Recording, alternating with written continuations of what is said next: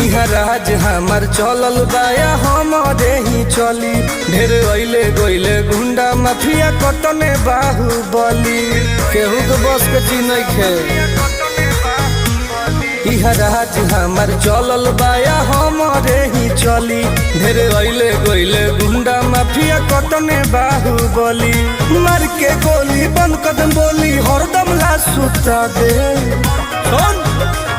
माहौल जवन बदली ओहके दुनिया से उठा दे। माहौल जवन बदली ओहके दुनिया से उठा दे।